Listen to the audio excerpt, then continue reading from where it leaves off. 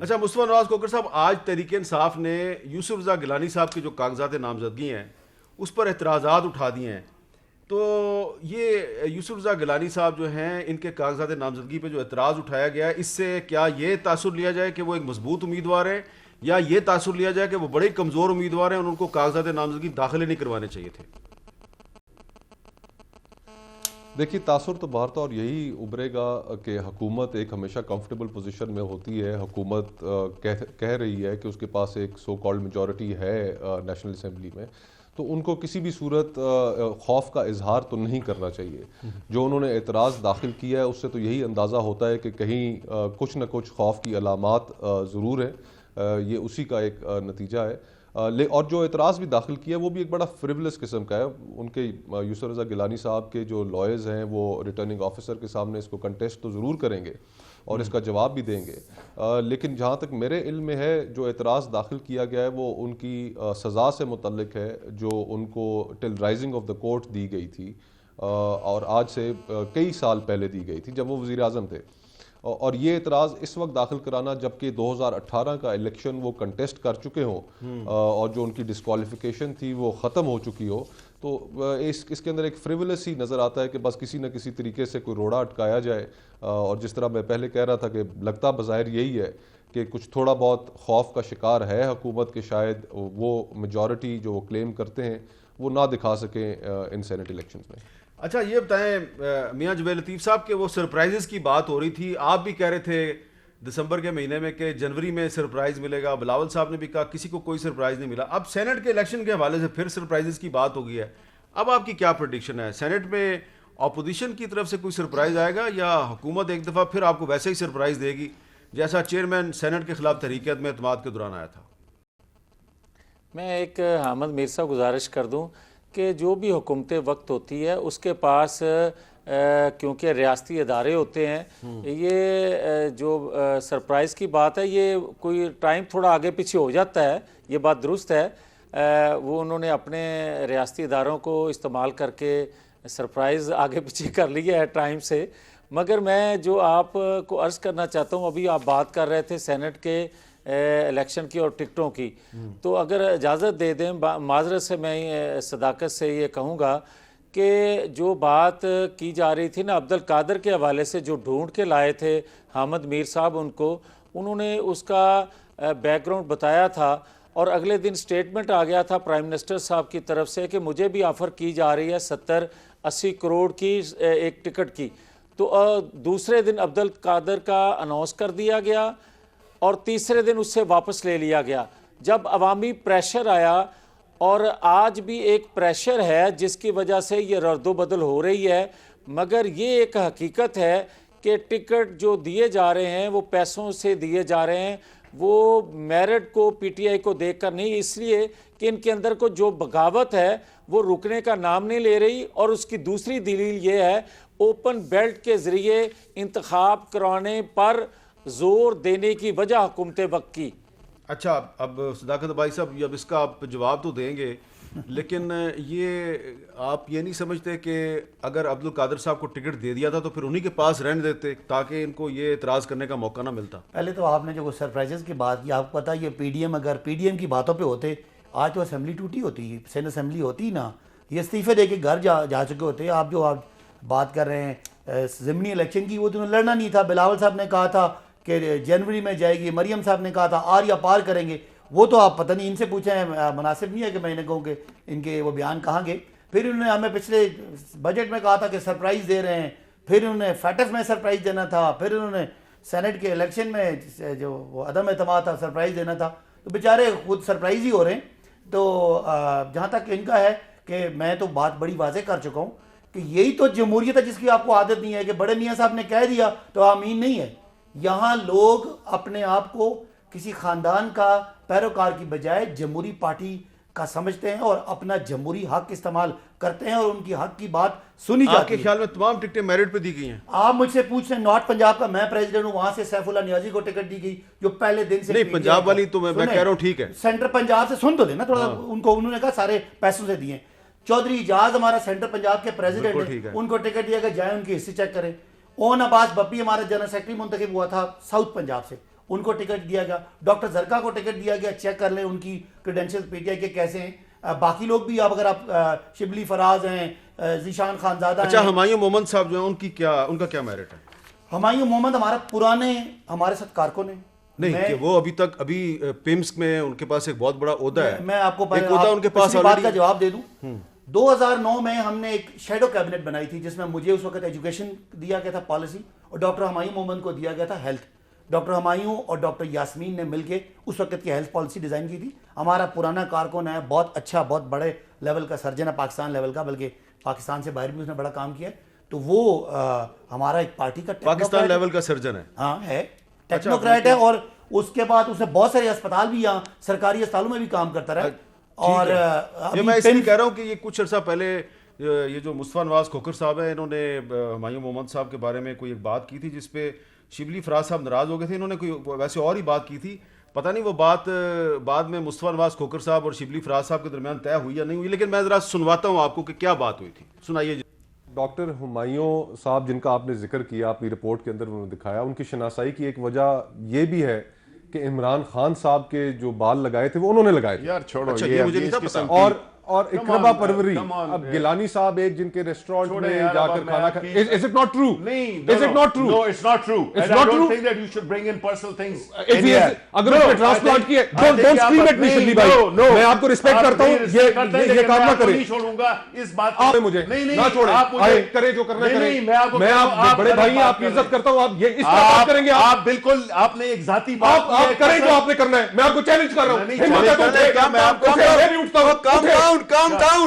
مصطفیٰ نواز کھوکھر صاحب آپ کہہ رہے ہیں کہ جی انہوں نے کیونکہ بال لگائے تھے پرائم منسٹر صاحب کے, اس لیے ان کو پمز میں لگایا گیا. اب آپ یہی کہیں گے کہ ان کو ٹکٹ بھی اسی لیے ملا ہے, لیکن صداقت علی عبادی صاحب بتا رہے ہیں کہ یہ تو 2009 سے پارٹی کے ورکر ہیں, تو آپ نے ان پر اتنا غلط الزام کیوں لگا دیا؟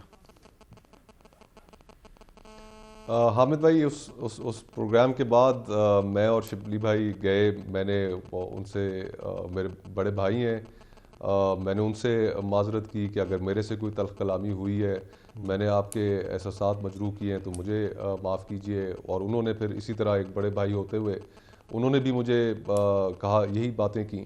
اور ہم نے جس طرح آپ کے پروگرام کے اندر ہم نے اٹھتے ہوئے کہا تھا کہ ہم ایک دوسرے کے ساتھ چائے پئیں گے, ہم نے چائے ایک دوسرے کے ساتھ P and V put it behind us. بنیادی بات یہ حامد بھائی کہ جو میرٹ کیا ہے آخر کار ایک شخص کا سینیٹر کہ اس کو ٹکٹ دیا جائے, اس کو منتخب کرایا جائے. پارٹیز لائلٹی بھی دیکھتی ہیں, لیکن ساتھ ہی ساتھ تھوڑا سا میرے خیال سے اس چیز کے اوپر بھی توجہ ہونی چاہیے کہ بنیادی جو کام ہے کسی بھی سینیٹر کا یا پارلیمنٹیرین کا, نیشنل اسمبلی کے بارے میں تو آپ نہیں کہہ سکتے, اس میں تو پاپولیرٹی ہے کانسٹیٹوئنسی کے اندر, لیکن ایک قانون سازی کا جو پرائمری رول ہے, جو کمیٹیز کے اندر اگر آپ ہوں گے, آپ کی وہاں پر جو آپ کی پارٹیسپیشن ہے وہ آپ کتنے بہتر طریقے سے اس کو ادا کر سکتے ہیں. اگر قانون سازی کے اندر کوئی اپنا ایک ایکسپرٹیز لے کر آتا ہے تو اس ایکسپرٹیز کا پولیٹیکل پارٹیز کو اور پھر لامالا پارلیمان کو اور ملک کو بھی فائدہ ہوتا ہے کہ جس کے اندر وہ ایڈ کر سکتے ہیں. اگر صرف لائلٹی اگر آپ دیکھیں اور لائلٹی کے اوپر کوئی صاحب وہاں پر ہوں اور وہ قانون سازی کے عمل میں کوئی کنٹریبیوٹ نہ کر سکیں تو میں سمجھتا ہوں کہ تب بھی یہ تھوڑا سا آؤٹ آف بیلنس ڈیسیژن ہوتا ہے. اور اگر بالکل ہی ان کی کسی اور چیز کو دیکھ کے لایا جائے تو پرائمری جاب از لیجسلیشن کے اندر وہ کتنا کنٹریبیوٹ کر سکتے ہیں, اور باقی ساری چیزیں پھر اس کے ساتھ ضمنی ہیں. یہ بتائیں جاوید لطیف صاحب کہ آپ کی پارٹی کے جو ٹکٹ ہیں اس میں ایک نام ہے, اس کے بارے میں آپ سے ایک سوال کرنا چاہتا ہوں. زاہد حامد صاحب ہیں, ان کو مسلم لیگ نون نے سینٹ کا ٹکٹ دیا ہے. مجھے یہ بتائیے کہ پچھلے 2.5 سال میں زاہد حامد صاحب کی پارٹی کے لیے کیا خدمات ہیں, آپ کا کون سا جلسہ تھا, کون سی ریلی تھی جس میں انہوں نے خطاب کیا؟ میں پہلے تو گزارش کر دوں کہ ابھی تک یہ فیصلہ نہیں ہوا, ابھی تک اعظم نذیر تارڑ ایڈوکیٹ جو ہیں انہی کا فیصلہ کیا ہوا قائم ہے. اور اس کے علاوہ آپ ساجد میر صاحب ہیں, ہمارے کینڈیڈیٹ دوسرے ہیں. میں نے ساجد میر صاحب پہ کوئی بات نہیں کی, دیکھیں میں نے ساجد میر صاحب پہ بات نہیں کی. آپ کی پارٹی کی طرف سے جو نام آیا میں نے اس میں زاہد حامد صاحب کا نام پک کیا اور ان کے بارے میں سوال کیا, اس کا جواب دے دیں مجھے.